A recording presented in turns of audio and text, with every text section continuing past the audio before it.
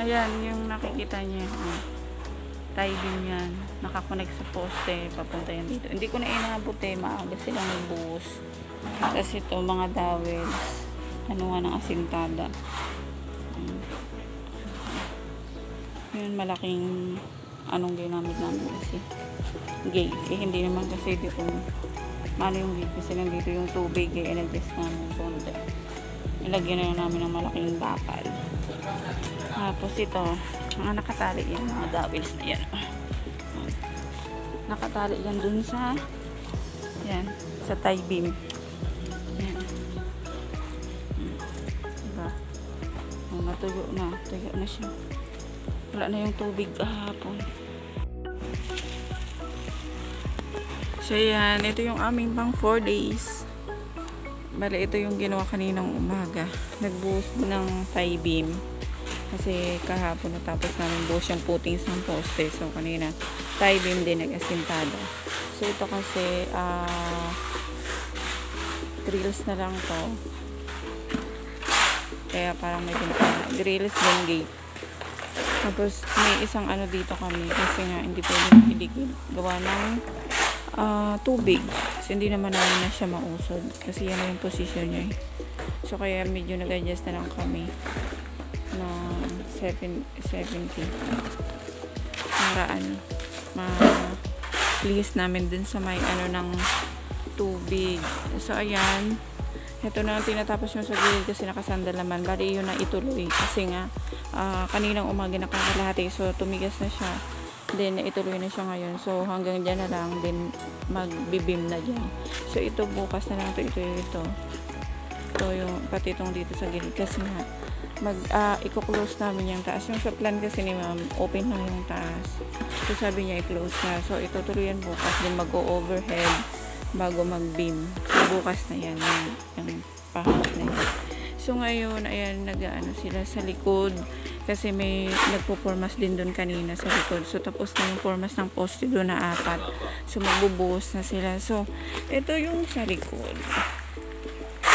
Ay, ito muna. Tingnan natin. Ito, may bakal. Ito, dito yung ano ng gate. Kaya nalagay kami ng isang malaking bakal. Yung mga nakapangtali yung mga dowels niya. Yung mga dowels yan, every 3 patong. So, ito. Yan, 1, 2, 3. So, ayan yung dowels niya. 1, 2, 3 dowels ulit. Yan. Same din dito sa kabila. Ganun din yan. Yan, makita nyo yan sa ilalim. Yan. So, mula dun sa ilalim. Pagkatas ng tie beam, nakatatlo na siya. Din, ayun yung bakal para sa horizontal. Then, 1, 2, 3, horizontal ulit. 1, 2, 3, horizontal ulit. Then, yan. Last na patong na yan. Tayong ipapatong mo. So, yan. Dalawa pa.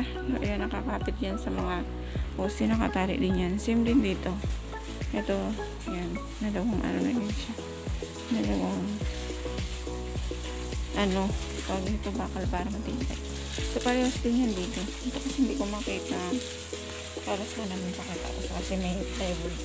May harang. So, dito na lang. Yan. Kita din naman sa gilid. So, ganyan din siya. So, ayan. Sa ilalim. Pangatlo pong taas. Kaya nag-horizontal. Then, 1, 2, 3. Then, horizontal. 1, 2, 3. Horizontal.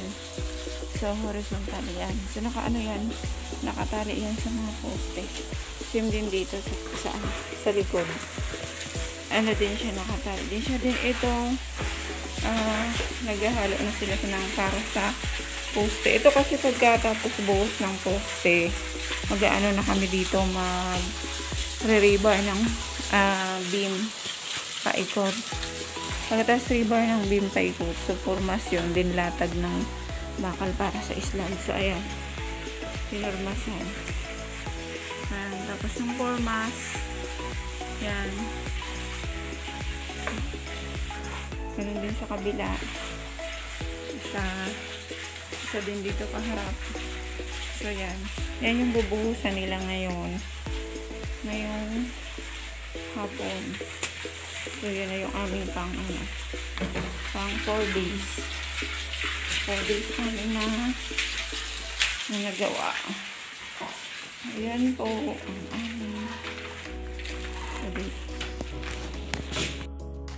So, ayun, pupunta tayo ng opisina. Magpapagate pass tayo ng ating, ay hahabol natin yung ating graba kasi nga ongoing yung kanilang pagbubuhos ng poste sa back extension. So, after po kasi nung buhos ng poste sa back extension, so mag-ano na po kami, magbibim paikot, then yun po, pupumasan yun, yung beam na yun paikot, then magsisipo, saka yun yung magsisipo, din yun maglalatag ng plywood, din bakal na, so para makapag-slab na. So yun po yung kumbaga sunod-sunod na gagawin. So habang yung labas po is yung bubuhusan pa naman po, itutuloy po yung asintada sa sa front para makapag-overhead. Then yun nga, pagkatapos ng overhead magbabuhos ng poste, din po yung mga beam, then yun po same din po sa likod. Bali din po natin siya, i-slab din po natin. So preparation na po yun for second floor. So kukuha na tayo ngayon para po hindi mabitin yung ating pagbubuhos ng poste sa ating back extension.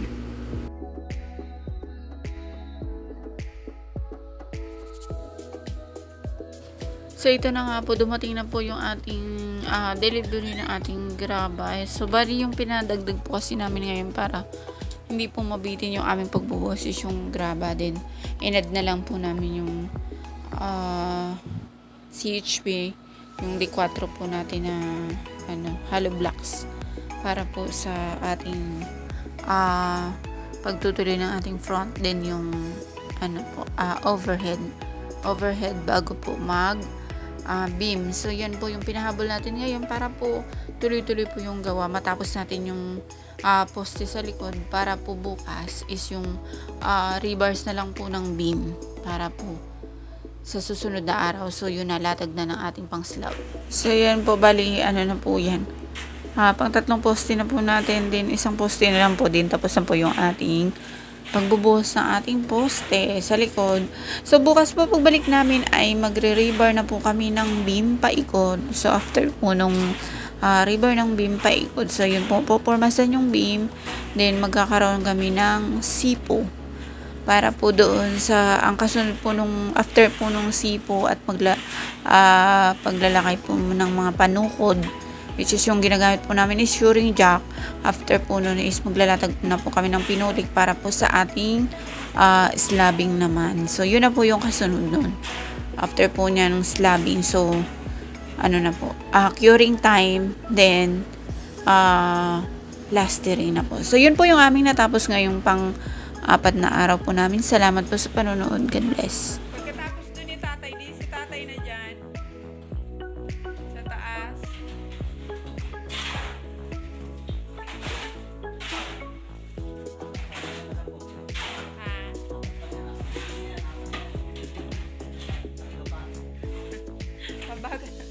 Pabagal-bagal siya kaya.